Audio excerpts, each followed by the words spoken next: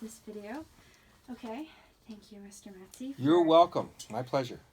Letting me interview you. Okay, so I just have a couple questions. So the first one is, do you find it difficult to switch from teaching like 6th grade to teaching high school? The biggest change is mental energy level.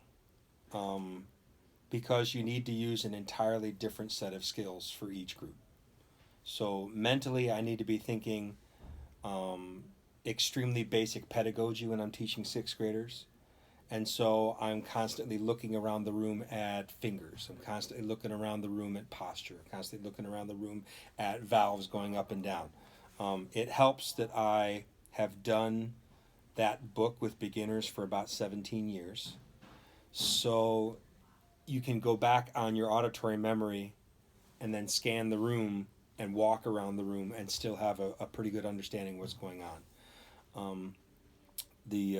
When you have to switch gears with each level, a different level of teaching pedagogy, whatever you want to call it, has to change. With 7th graders, you're now trying to expand them a little bit musically. Same thing with 8th graders. We start to get into a little bit more technical aspects of things. So you can start talking about tuning a little bit more. You can start talking about balancing a little bit more, things like that. So when you get into the high school level, it's even one more compound on top of that. You have to keep in mind, especially if you have a mixed graded group, like currently right now I have one indoor concert band. So I have to keep in mind that I have freshmen and I have seniors all in the same classroom together. I suppose that would be similar in, let's say, a biology class or an algebra class. They might have freshmen, sophomores, juniors together, but they're teaching the exact same class. For me, I might have, I'm teaching band, but I'm teaching band to freshmen, sophomores, and juniors that are at different levels of skill the entire time. So mentally it becomes fatiguing the longer you go and the different changes of pace that you go. Okay. So going to Dr. Kango's favorite subject, standards and all that. So do you use standards in the classroom, and if you do, how do you incorporate them?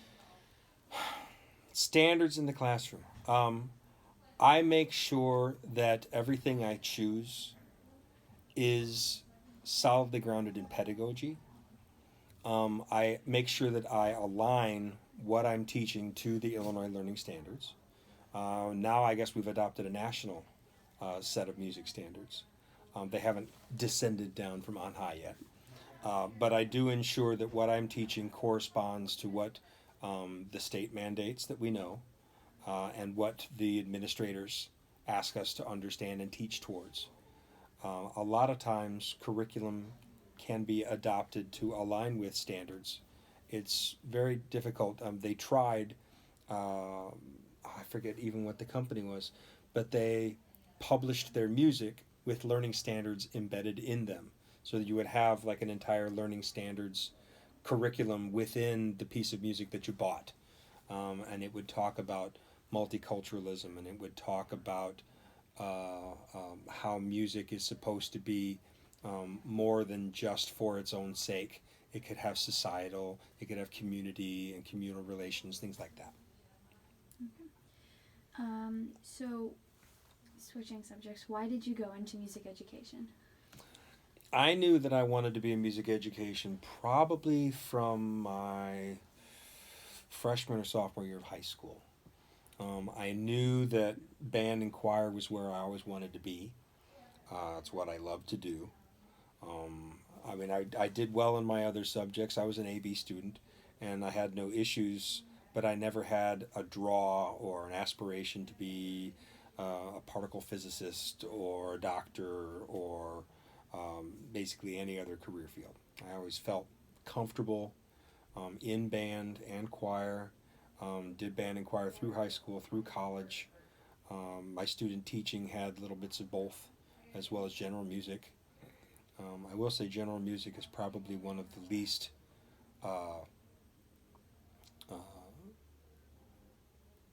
praised aspect of the music education field. It takes an incredibly stout-hearted person to do music education because they are thought to be the sort of leftovers. And even though they are the largest group of music teachers out there, I mean, I'm one band teacher for grades 6 through 12, um, but there could be a general music teacher that goes kindergarten through 8th grade, and they're seeing every single one of those grades, and they don't get the the accolades or the parades or the publicity or anything like that. Not that I'm not that I'm on the TV or interviews or anything like that all the time. So Okay, so where do you go to find resources? So, like, if you have a problem with a student, or like if you're looking for music, like, where are some of the places that you go? I belong to a Facebook group called Band Directors Group, BDG. There's all kinds of people posting things all the time. We collaborate with each other that way. I collaborate with other music teachers, Mr. Martinez, Mr. Ivy, Mrs. Butcher, and I. We're constantly talking about concerts and curriculum and students. If I have a particular issue with a student, I'll talk with my administrator. I'll probably email the parent first to see what's going on, if there's something happening. I'll talk to the kid. But you learn over the course of years of doing this how to react in different situations. So there's a lot of different things that you can do to collaborate and learn about kids. What kind of relationship do you have with your administrators? I have a very solid relationship with my administrators. I think there's a lot of respect for the teaching profession within the building. I also believe that Dr. Toomey has an enormous amount of respect for teachers, our superintendent. So I feel very, not protected, but I feel very safe in my profession in this building. I feel backed up. I feel like my administrators are going to go to bat for me if there's an issue.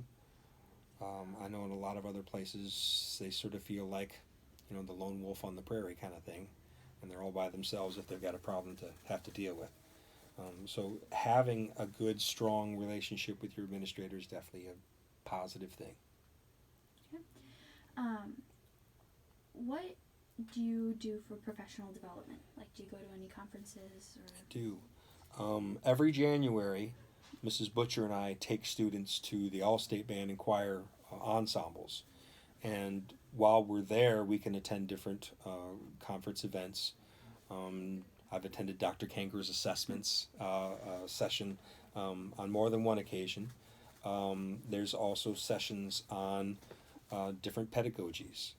They'll talk about Kodai and Orff instruments and things like that. For general music, they'll have sing circles and drum circles.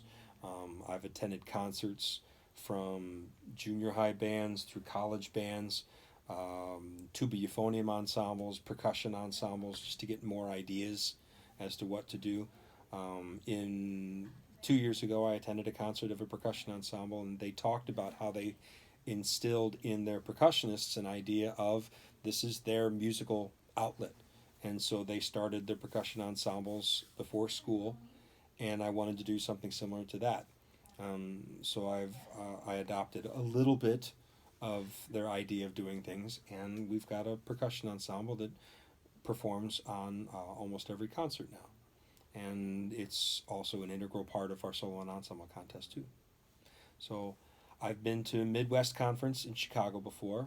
I've performed there a number of different times through the military band that I'm associated with.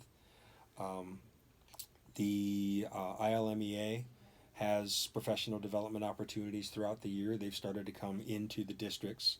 The state is divided into several different districts, and they've come into the different districts to talk about assessments or standards or teaching different aspects of the profession. And we get a pretty fair amount through our Teachers Institute days. They're not exactly music oriented, but they're education oriented. They might be curricular in nature, that sort of thing. So sort of going off what you said about percussion, so how do you keep your percussionists engaged during rehearsals? That's the largest question to try and keep any percussion section organized and positively moving forward. I am extremely fortunate that we rely heavily on our percussionists from 6th grade on, so they take a lot of ownership and responsibility for themselves. In 6th grade, we start about 6 or 7 percussionists out of the entire group, and in doing so, I've got enough keyboard instruments and enough snare drums that everybody's actually performing all the time. Everybody is performing on equally snare drum and mallets. Nobody sits back and only does snare drum or only does bass drum. I'm the principal bass drum player. No, it doesn't work that way. You have to be a well-rounded percussionist. I think if you teach the students from the beginning that their responsibility is to be the largest, well-rounded percussionist they can be, then they're going to take a lot more ownership in taking that keyboard part, taking that suspended cymbal part, taking that timpani part when they happen to come up. When I go into high school band, it gets a lot more challenging. I've got a dozen percussionists back there, and not all band music has a dozen different percussion parts to it, which is where the percussion ensemble comes into play. We'll meet once or twice a week during the lunch hour and get about 15 to 20 minutes of playing time in, and that'll be their grab hold of tune. I've given oboe parts to the mallets before, when there's only 2 or 3 parts written for percussion. A lot of older band music, percussion is very limited, so you have to get creative. I've written parts before. When there's only been snare drum, bass drum, cymbals before, I'll take the tuba part and I'll write out a timpani part that correlates. I'll add suspended cymbal or crash cymbal at various moments. So it's up to the band director to get a little creative to try and help those guys out too. So. And when do you start bassoon players? That's a challenge. My predecessor and I had a very good track record of moving a beginning clarinet player about halfway to 3/4 of the way through the beginning year over to bassoon. And that usually works out well. We're fortunate to have some individuals that understand the bassoon here in Macomb. There's not that option in most places where you're going to go. It's a pretty rare instrument, so a lot of places just go without. Oboe's a little bit easier to teach from the beginning simply because it's a little bit easier to handle, although the stretches between the fingers get really, really cumbersome with the smaller kids' hands. That's another reason why bassoon is so tricky, because of the spread of the fingers, and it's just so darn awkward. It's a beautiful instrument, but it's really, really awkward. It's one of the most archaic instruments that we still have in the modern playing world, and why somebody hasn't come up with an easier configuration, I don't know. I don't think they would have that same quality of sound if we went to something else like that. So it's just hard. So we'll start a kid on clarinet, move them over because the finger systems are similar, and then a private tutor or requiring after-school lessons at least once a week. It's been tricky to try and keep those students active. So I currently have 2 high school bassoonists, both of which are relative beginners to the instrument. So they don't perform very loudly, but they're doing the best that they can, and we try the best that we can. Okay. That's all the questions that I have. So Oh, thank you very much. you are very welcome.